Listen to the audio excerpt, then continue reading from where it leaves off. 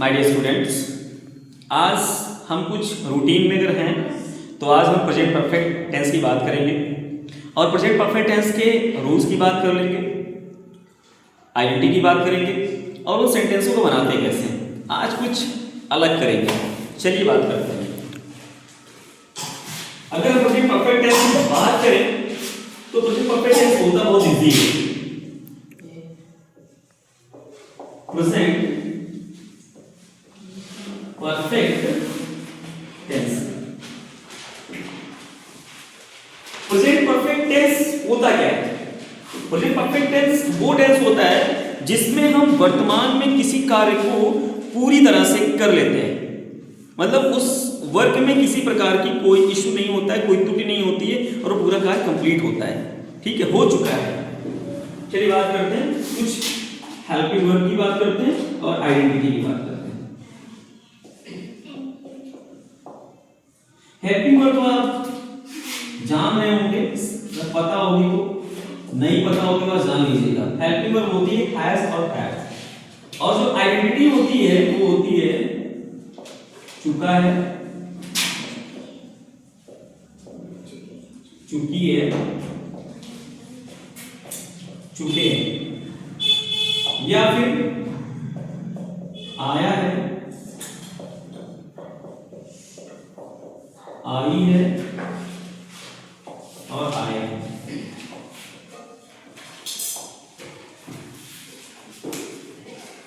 Tense, present perfect tense की जो identity होती है जिससे हम सेंटेंस को पहचानते हैं ये कौन से टेंस का सेंटेंस है, तो उसके लिए कुछ न कुछ पहचान होती है, जैसे कि चुका है, चुकी है, चुके हैं, आया है, आई है, आए हैं। ये वाक्य के अंत में, मतलब जो सेंटेंस होता है हिंदी का, जैसे मैं जा चुका हूं, तो वाक्य के अंत में ये शब्द आते हैं तो वह सेंटेंस प्रेजेंट परफेक्ट टेंस कहलाता है। चलिए हम बात करते हैं कुछ रूल्स की। रूल नंबर 1 जो हमारा होता है, क्या होता है कि प्रेजेंट परफेक्ट के जो भी सेंटेंस होते हैं, प्रेजेंट परफेक्ट के सेंटेंसेस में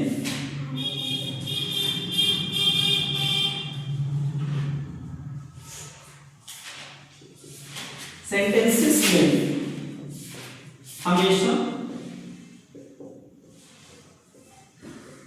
वर्ब की थर्ड फॉर्म का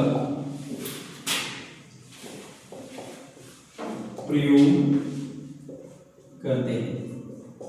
जैसा कि मैंने आपको वर्ब ऑफ फॉर्म्स के बारे में डिस्क्राइब कर दिया है, मैंने बता दिया है कि first form, second form, third form, fourth form. तो उन फॉर्म का जो मैंने पहले जिक्र किया है, फॉर्म के बारे में बता दिया है, तो उन फॉर्म का यूज इसी प्रकार से टेंसेस में किया जाता है। इसलिए बहुत इंपॉर्टेंट है, मैंने कहा था वर्ब ऑफ फॉर्म को बहुत अच्छे से समझिएगा और पढ़िएगा। तो यहां तक आपको बहुत अच्छे समझ में आया होगा। अब हम कुछ बात करते हैं, स्ट्रक्चर की बात कर लेते हैं। अगर स्ट्रक्चर की बात करें तो स्ट्रक्चर मतलब क्या होता है कि हम सेंटेंस को किस प्रकार से बनाएंगे, वो चाहे सिंपल सेंटेंस हो, चाहे नेगेटिव हो, चाहे इंट्रोगेटिव, बता देते हैं।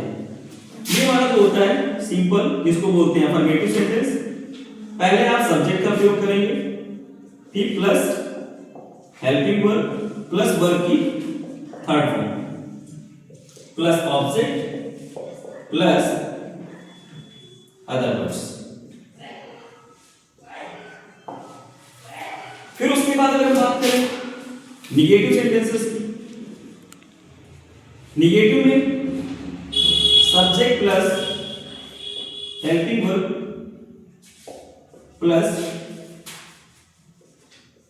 नॉट प्लस वर्ब की थर्ड फॉर्म, तो आप जानेंगे सब में लगना है, plus object plus other words. फिर अगर बात करें इंट्रोगेटिव की, इंट्रोगेटिव आप जान रहे होंगे जिनको बोलते हैं प्रश्न वाचक। उसमें क्या होता है, पहले हेल्पिंग वर्ब आती है, फिर आता है सब्जेक्ट, फिर आता है वर्ब की थर्ड फॉर्म आप जान रहे हैं, इसमें कुछ आपको बताना नहीं है। फिर ऑब्जेक्ट आता है, फिर आते हैं other words. Other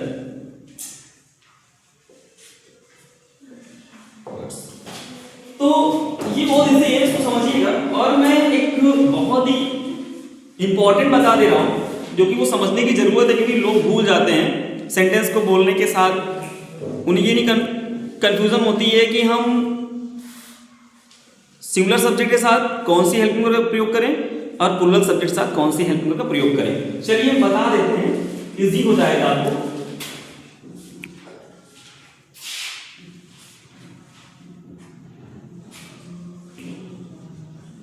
singular subject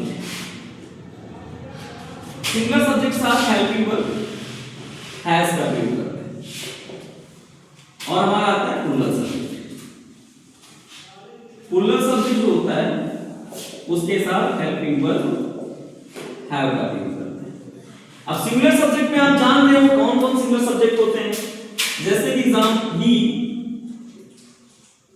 C, it and any names.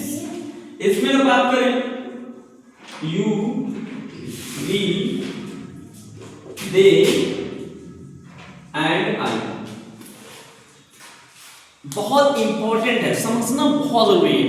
कुछ सेंटेंसों को हम ऐसे मेंटेन करते हैं, जैसे लोग जाते कहते गाना गाते गाते लोग सेंटेंसों को बोल जाते हैं और इंग्लिश बोल जाते हैं, लेकिन उन्हें इंग्लिश का अर्थ नहीं पता होता है। तो उसके लिए टेंसों का यूज बताया गया है, टेंसों का यूज बताया गया है, और टेंसों का यूज हम कैसे करें ये समझाने के लिए हम इनको एक्सप्लेन कर रहे हैं। चलिए जानते हैं एग्जांपल के साथ। सिंगुलर में जाएंगे अगर, जिसको बोलते हैं सिंपल, सॉरी सिंगुलर नहीं, सिंपल सेंटेंस। सिंपल सेंटेंस जो हमारे होंगे वो कौन कौन से होंगे, इजी बता देते हैं। जैसे लिखा हुआ है राधा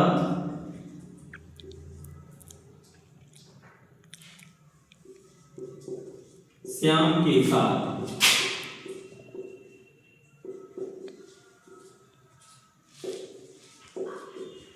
खेल चुकी है। राधा श्याम के साथ खेल चुकी है। Radha is a singular subject like singular noun. आप सिंगुलर सब्जेक्ट बोल सकते हैं या सिंगुलर नाउन बोल सकते हैं। अब राधा सिंगुलर सब्जेक्ट है तो राधा के साथ हेल्पिंग वर्ब को आप जान रहे हैं, इसका प्रयोग करना है, क्योंकि मैंने आपको ऊपर लिख भी दिया है। चलिए बात करते हैं according to this structure, subject, helping verb, verb of third form, object और अदर वर्ड। तो राधा इज अ सब्जेक्ट, तो राधा को राधा ही लेंगे हम, राधा। उसके बाद कह रहा है helping verb, helping verb Radha के साथ एक वचन है, एनी नेम्स है तो हैज। अब कह रहा खेल चुकी है, वर्ब जो है वो खेल चुकी है तो प्ले भी हो जाएगा, प्लेड। राधा हैज प्लेड, किसके साथ खेल चुकी है, विद श्याम।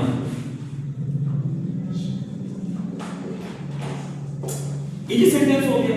अब अगर हम इसी प्रकार से निगेटिव बनाना चाहेंगे,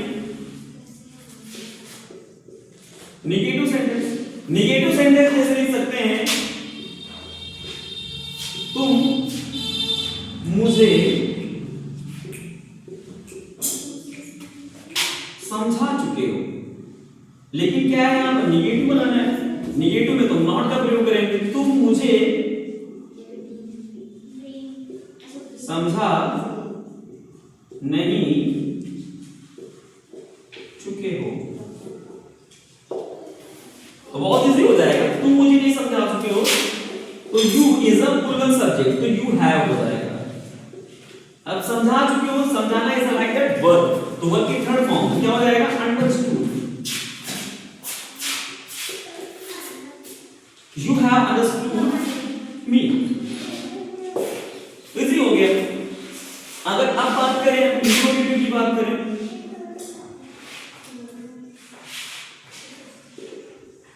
इंट्रोगेटिव सेंटेंस की बात करें तो क्या मैं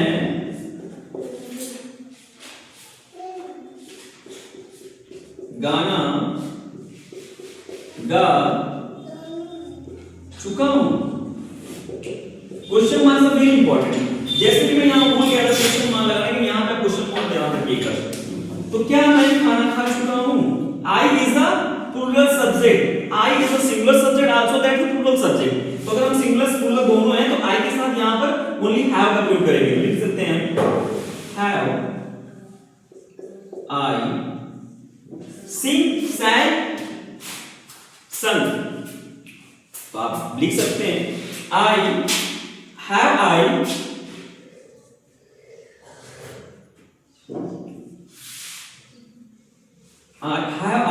sung a song? Question mark. Easy. Have I sung a song? क्या मैं गाना गा चुका हूं?